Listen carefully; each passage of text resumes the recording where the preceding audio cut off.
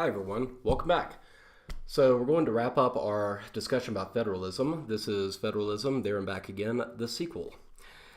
What we're going to talk about today is the causes, why we had this shift from dual federalism to cooperative federalism.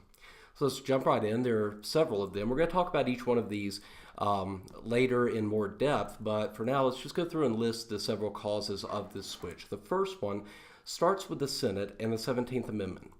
Originally, before the 17th Amendment, when the Constitution was first written, the Senate was actually not elected by the people. So senators did not go through elections. They were selected by the state legislature. So the citizens chose the members of their state legislature, and the state legislature would then get together and decide who the senators would be from their state. After the 17th Amendment, which created direct elections for Senate seats, state legislators no longer select them, which meant that senators are now more accountable to the public and less accountable to the states. Because it's a federal office and they're accountable to the people in their state, they were less concerned with state power. They were less attached to the state and therefore were more free to address the public demands for federal policies that followed in the wake of the Great Depression, for instance. Another cause has to do with the Constitution itself. There are going to be several aspects of the Constitution that help us account for this shift. The first one is what we call the Supremacy Clause. There's a clause in the Constitution that basically says whatever laws are passed by the federal government are supreme to the states. So if the federal government passes a law, let's say outlawing marijuana, as long as that's one of the powers that they have, then that law reigns supreme over the state. If a state wants to not ban marijuana, so for instance Colorado, then this federal law is still enacted, which means that even though Colorado is today allowed to have legalized marijuana, technically, if it ever went to the Supreme Court would be forced to strike down the Colorado law because there's still a federal ban on it, and that federal ban via the Supremacy Clause takes precedent over the state. So the only reason that Colorado right now is allowed to have legalized marijuana policies is because the federal government allows it to. The Obama administration has not brought a court case against Colorado. If they did, again, the state law would not be able to stand. So that's a Supremacy Clause. The second, which we hinted at last lecture, was ambiguous power or ambiguity in the Constitution. There are two clauses or two aspects of the Constitution where ambiguity has really helped us explain this shift in federalism. The first is the Commerce Clause. We're going to talk a lot about it. And the second is the Necessary and Proper Clause. We're also going to talk a lot about it. And then finally, the 10th Amendment. The 10th Amendment was designed originally to protect states against an expansion of federal power. What it says is that any powers not enumerated to the Congress via the Constitution are reserved to the states or to the people respectively. That's a paraphrase. You can go look up the language yourself. That's very close, though, to the language of the 10th Amendment. Today, basically, the states get the leftover crumbs from the federal government. Anything the federal government doesn't choose to regulate, the states are left with. So I can illustrate this latter point about the 10th Amendment with a Venn diagram. On the left-hand side, you see dual federalism. You see much more of a clear separation between federal power, which is the gray circle, and state power, which is the white circle. There's a little bit of overlap, but not much. As we move to cooperative federalism and the federal government starts taking over policy areas traditionally left to the states, that leaves a smaller area of white space, which is what the 10th Amendment really refers to. The 10th Amendment refers to the sovereign power of the states. And so under cooperative federalism, there's a lot less of that power. So let's talk about ambiguity in the Constitution. This will be the biggest source of, or the biggest cause of the change, and so we want to talk about it. Specifically, some of the language in the Constitution requires definition. What is, for instance, interstate commerce?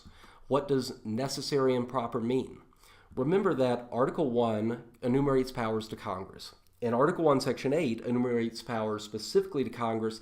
That is a section that lays out all the different powers that Congress has. But at the end of Article 1, Section 8, there is this little section. You don't need to know the quote, but there is this clause that says, quote, The Congress shall have power to make all laws which shall be necessary and proper for carrying into execution the foregoing powers. All that means is that Congress can make additional laws in order to execute or implement the powers it has been given under Article 1, Section 8.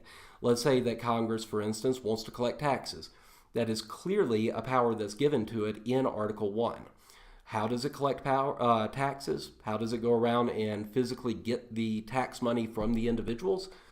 Well, Congress has decided to create an agency called the IRS, the Internal Revenue Service, and that agency is tasked with collecting the taxes. However, the power to create the IRS is not one of those powers enumerated in the Constitution. There is not a clause that says Congress has the power to create an Internal Revenue Service agency.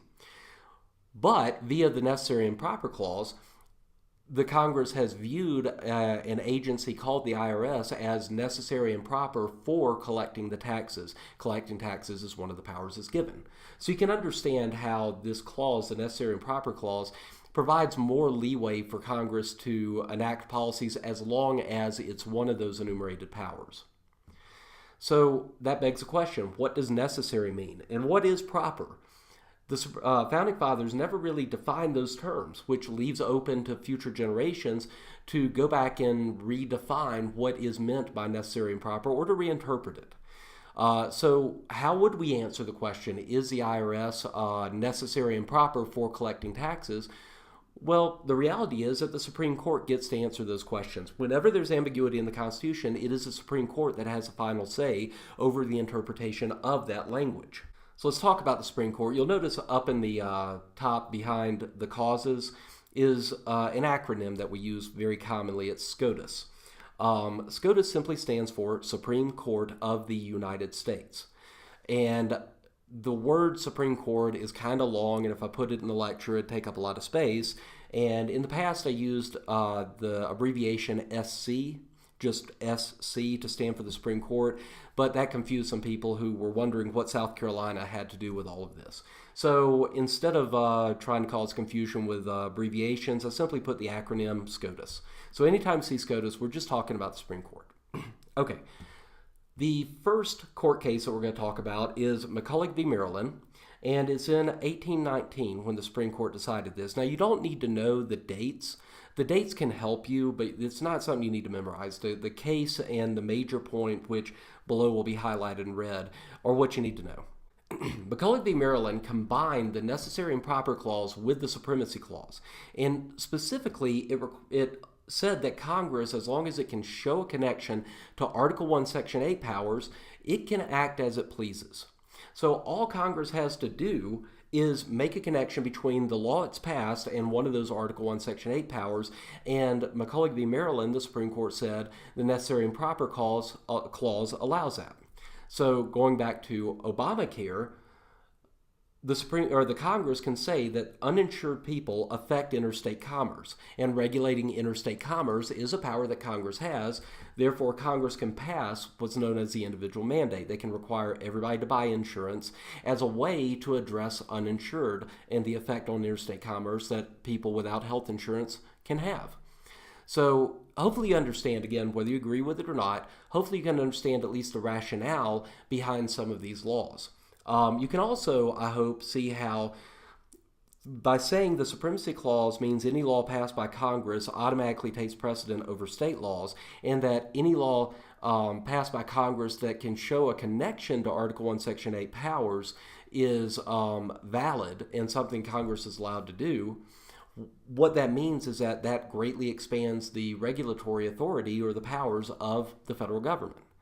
Now, McCulloch v. Maryland, there's a more technical issue involved with it, which is that federal government is exempted from state taxes. This is not something you need to know. It's just background for the case. Feel free to ignore this part. Again, the most important part about McCulloch v. Maryland is that it only required Congress to show a connection to its enumerated powers in order for it to justify laws under the necessary and proper clause. So that's the first case. The second case that we're going to talk about is Gibbons v. Ogden. This is 1824, a few years later after the first case. And this involved New Jersey and New York fighting over a monopoly to a shipping company. Again, You don't really need to know the background. That's just what they were talking about. The important thing about the Gibbons case is that it created a very broad definition of commerce. And remember that the previous case said that all Congress has to do is show a connection to Article 1, Section 8, and Article 1, Section 8 allows Congress to regulate interstate commerce. Well, Gibbons v. Otkin came along and defined the term commerce very broadly. And particularly, and this is a quote from the Supreme Court case, not my words, the Supreme Court's words, that commerce includes everything that is, quote, intermingled with commerce. So everything that's intermingled with commerce is under the purview of Congress. Congress can regulate anything that's intermingled with commerce, in this case, shipping. So if you, for instance, if you're a baker, you own a bakery, you're making bread, and you ship flour to your place of business to make the bread, that shipment itself is intermingled with commerce and therefore falls under the regulation of Congress.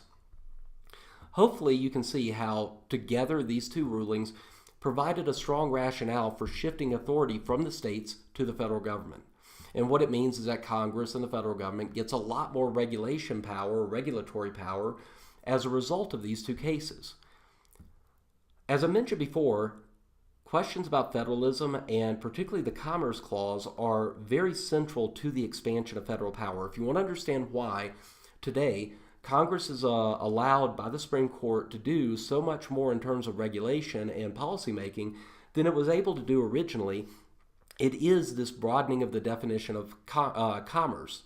It is the combination of the necessary and proper clause with an interpretation of what commerce means that has allowed this expansion. Again, you can view that as good, you can view that as bad.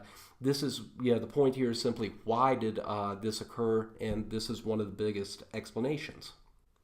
So for a very long time, there's a trend in expanding federal power. It started before the Great Depression, as you can see with these two court cases. They predate the Great Depression.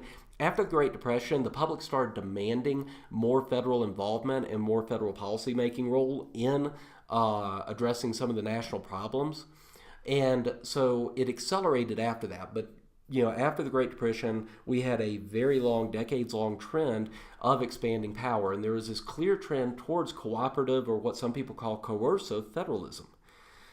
However, the trend was not unlimited. Sometime around the 1980s and the 1990s, the Rehnquist Court, which is named after former Chief Justice William Rehnquist, who sat on the court during this time, they began to create some limits to the federal power. Basically, before the Rehnquist Court, all Congress had to do is say this act or this thing influences interstate commerce, and the Supreme Court let them regulate it.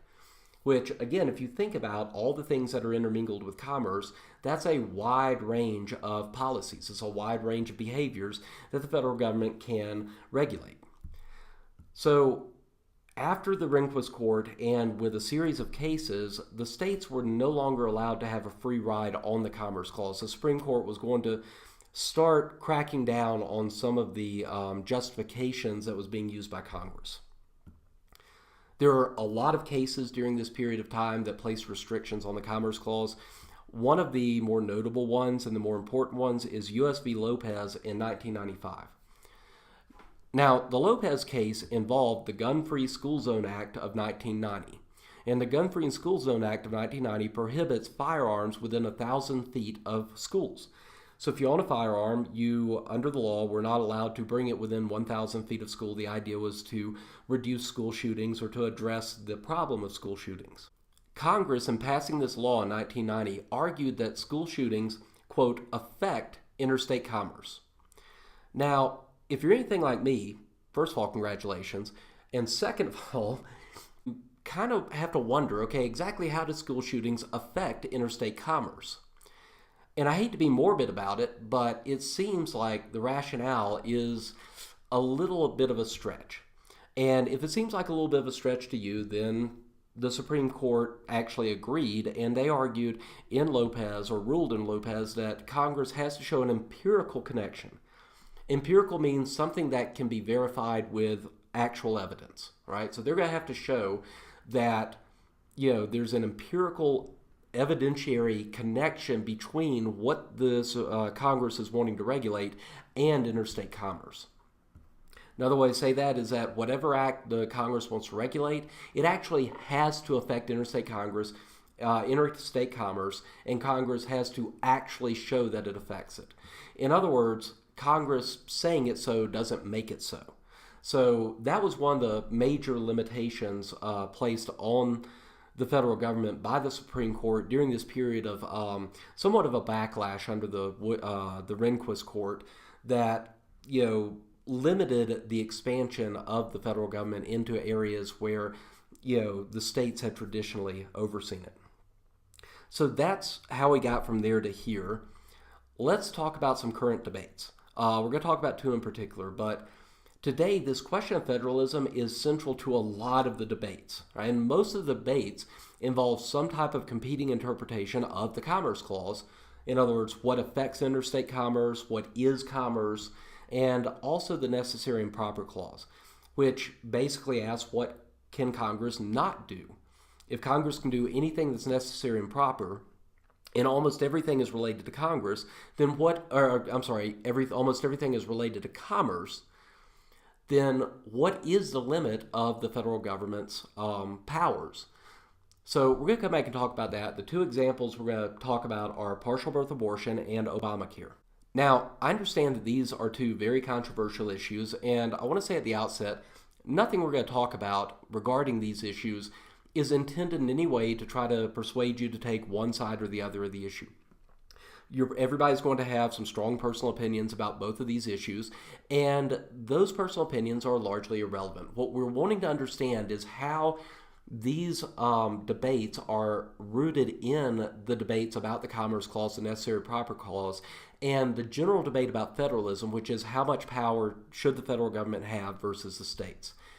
And for the first example, partial birth abortion, I really want you to think about how these interpretations of the Commerce Clause and the role of the federal government and the interpretation of the Constitution, how they can actually create some tricky issues or some problems for liberal and conservative ideology. Again, not meant to persuade you for or against either of those political philosophies, simply to get you to understand that things are a lot more complex and nuanced than they at first appear. So let's start with the Partial Birth Abortion Act of 2003.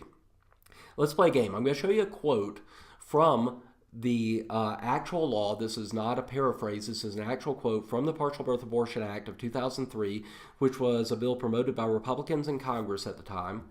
And I want you to see if you can catch the important and relevant part of this quote. Do you see it? Well, here, let me highlight it for you. Any physician who, quote, in or affecting interstate or foreign commerce, knowingly performs a partial birth abortion and thereby kills a human fetus shall be fined under this title or imprisoned not more than 2 years or both. So with this bill, the Congress felt, and the Republicans in Congress felt the need to try to justify constitutional power for banning this act, the partial birth abortions. And they did it by making reference to the Interstate Commerce Clause. So let me ask a question for conservatives. The conservative argument is typically that over the past several years, the Commerce Clause has been twisted and distorted, and it's created unlimited power to Congress. That the federal government, by this twisted and distorted interpretation of the Commerce Clause, has expanded its power into areas the Founding Fathers never meant it to be. Again, not asking you to agree or disagree, but that is simply the conservative argument. So how does partial birth abortion generally, but how does abortion affect interstate commerce exactly? Do you buy that connection? Do you accept that that's a clear power that's been given to Congress, and that that this act does actually affect interstate commerce, and that's a proper reading of it? And if you do, then it raises a question: where does congressional power end? What can Congress not do if you accept this interpretation of, quote, affecting interstate commerce? So let me turn around and ask liberals a couple of questions. The liberal argument is that the Founding Fathers always intended for the Constitution to be a living, breathing document, and that it was always intended to be have an expanded active federal role in policymaking. So the liberal belief is that the federal government should be active in a lot of areas to help people address issues such as poverty. And so having accepted that view of the federal government as active, does it bother you that your argument about the Commerce Clause can be used to justify any and all regulation? And where does, again, this argument end? If everything is related to commerce and the federal government therefore has the power to regulate all of these things simply by saying that something affects interstate commerce, then again, what can Congress not do under the liberal interpretation of the interstate commerce?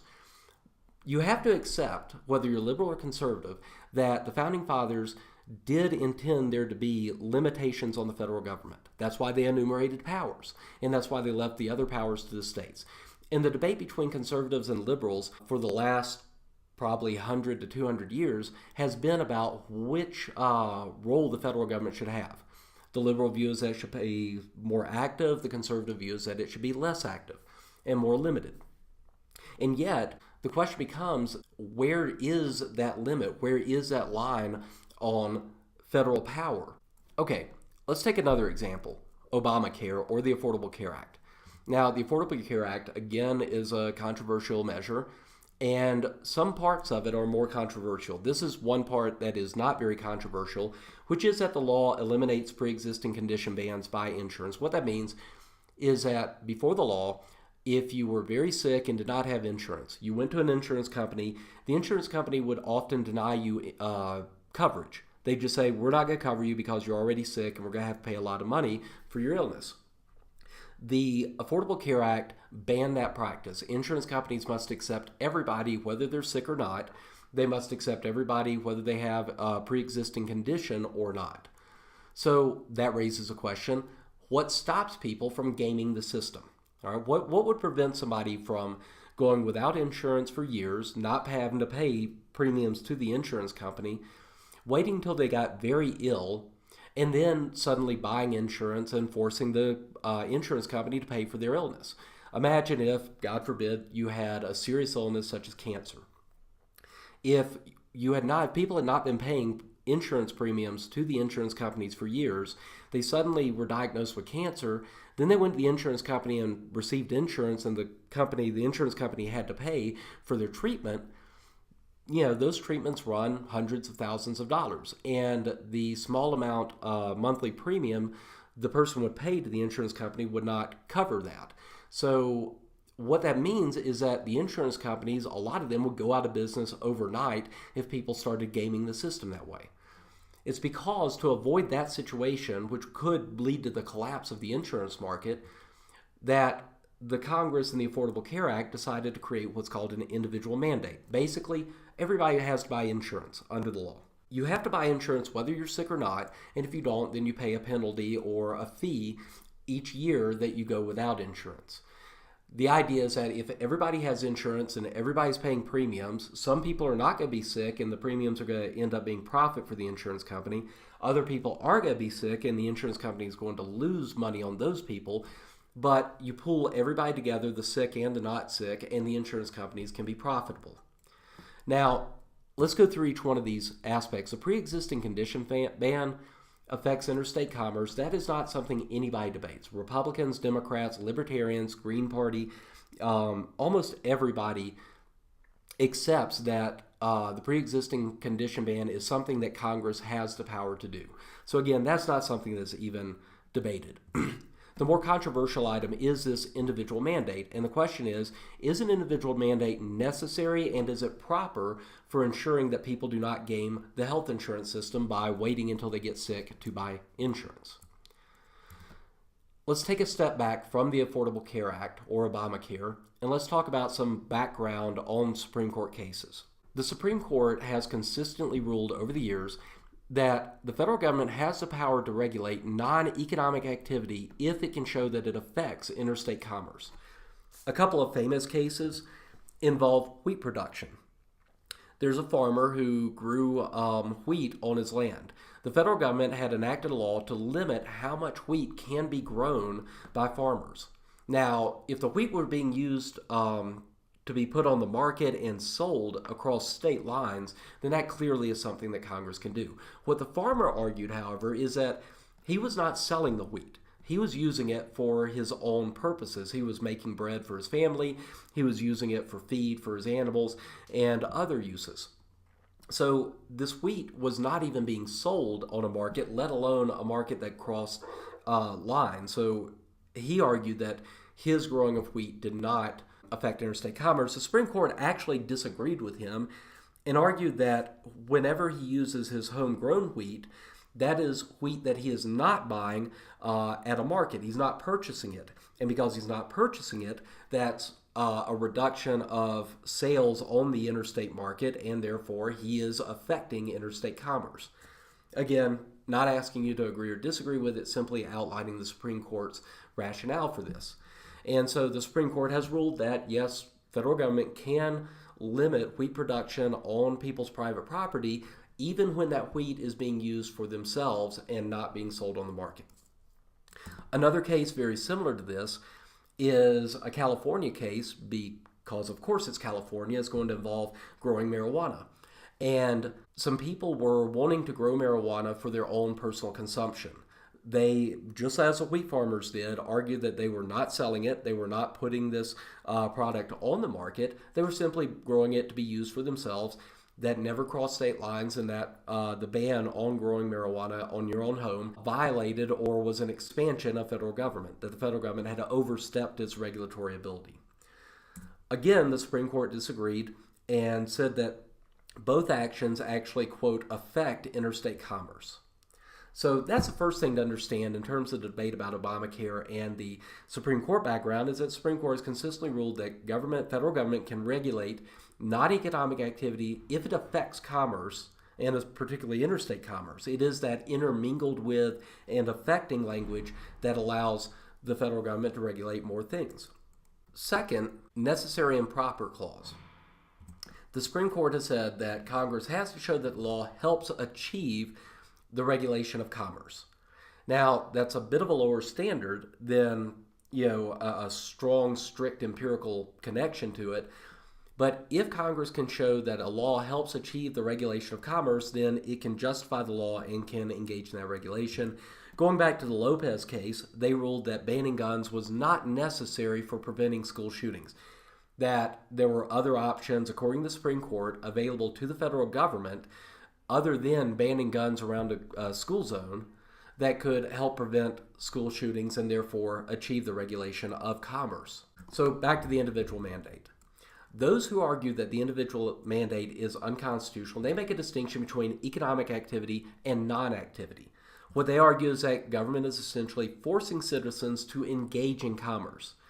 Citizens who do not buy health insurance are not engaging in commerce, they argue, and so therefore this is government forcing them to engage in a market that they did not want to engage in, which is an overstep for the federal government. And again, it's just a federal overreach according to this argument. On the other side, those who argue that it is constitutional, again, make reference to the necessary and proper clause. They argue that the mandate is necessary to enforce the pre-existing condition ban. That without the individual mandate, they argue it would be impossible to prevent people from gaming the system and hurting the health insurance market. They also make a distinction or argue that health insurance is not the same as health care. That basically you can engage in healthcare commerce with or without insurance. And that people without insurance, when they get very sick or get injured, they still go to a hospital, they still receive health care, they're still participating in a market. In fact, in front of the Supreme Court, when the Supreme Court heard arguments about this case, they actually made the point that that people that participating in the healthcare marketplace is unavoidable. Everybody at some point in their life is going to have to see a doctor or have to go to a hospital. And they argued that uninsured people cost the government and the taxpayers billions of dollars every year, and so therefore the individual mandate is something that is necessary and proper for achieving the regulation of commerce. So again, the two different arguments people are going to have their own views about it, and that's fine. There's nothing here that intended to tell you, well, you should view it as unconstitutional or you should view it as constitutional. This is simply the debate that was presented to the Supreme Court. What did the Supreme Court decide? On July 28, 2012, the Supreme Court finally ruled on it, and they argued that the individual mandate was indeed constitutional. Now, the composition of the court was really interesting. 4 of the liberal justices teamed up with John Roberts, who was appointed by President Bush and is often considered a conservative justice. They teamed up and they ruled that the mandate is a tax and that Congress has the power to, quote, lay and collect taxes, which means that they did not even get into the interstate commerce or necessary and proper arguments at all. They simply said, okay, well, Congress clearly has the power to collect taxes. The individual mandate represents a tax on individuals who are uninsured, therefore it's constitutional. On the other side were the 4 remaining conservative justices, and they delved into the necessary and proper and interstate commerce clause arguments. They ruled that the mandate is not necessary and proper, and they also argued that the federal government has no power to force people to buy things. So that's what the Supreme Court ruled. That's the 2 different debates, but hopefully you can see that the long-running debate against healthcare reform policy enacted by President Obama and a Democratic Congress is actually rooted in these questions about federalism, and specifically rooted in definitions about what is commerce. Uninsured, are they engaging in commerce, or does the law force them to engage in commerce? And is the individual mandate necessary and proper for regulating the healthcare industry and preventing people from gaming the system after Congress has banned pre-existing condition exclusions by insurance companies? So again, this very contemporary argument, something that the political parties and candidates are still debating and will be debating through November for the presidential election, is steeped in all of these debates that we've been talking about. So that's it. A couple of major points to leave you with is that federalism is the central debate. It has been the central debate that America has had since the founding of the Constitution. Even before the founding of the Constitution, under the Articles of Confederation, the argument about how much power the federal government should have relative to the states has been the thing that has occupied most of the policy and political debates in our country. And the Founding Fathers themselves struggled with this question. Under the Articles of Confederation, they clearly meant to limit federal power. With the Constitution, they clearly meant to expand it. But how much did they intend to expand it? Do they intend for it to be as large and expansive as it is today? Or did they want something that was a lot more limited? And this question about the Commerce Clause has played a very, very important role, a central role, in the expansion of the federal powers since the writing of the Constitution. How has it done that? Well, ambiguity in the Constitution itself allows the Supreme Court to rule on interpretations of these ambiguous words. And remember again, what does commerce mean? What things are related to commerce? Supreme Court has ruled on that. What does necessary and proper mean? The Supreme Court rules on that. And so all of this ambiguity in the language has allowed the federal government to expand its power into areas that had traditionally been left to the states in the past. And again, some people view that as very good. They point to the Great Depression and the inability of states to handle welfare and poverty relief programs in light of an economic disaster. And other people argue that it's not what the Founding Fathers envisioned. They envisioned a much more limited federal government, and they would prefer that the states handle policymaking because they argue that local level is inherently better at making policies and being accountable to the public. So the next series of lectures, we're going to talk about civil liberties. We're going to move past the Constitution and federalism arguments, and we're going to talk about Supreme Court cases involving things such as speech rights and freedom of religion and other aspects in the Bill of Rights and the Constitution. So I hope you enjoyed this discussion about federalism. I hope it was not as boring as you thought it might be. It can be a very dry topic, but hopefully you can see why we spent so much time on it, that it is a very, very important topic, and it's very central to understanding not just the Constitution as it originally was, but understanding the political debate today. If you turn on the television or you listen to the politicians debating each other on the news, then you're going to hear this same argument. You may not often recognize it, but hopefully when you hear the arguments about the size of the federal government, state power, and all of those, you can understand where it comes from and understand the background of it a little better.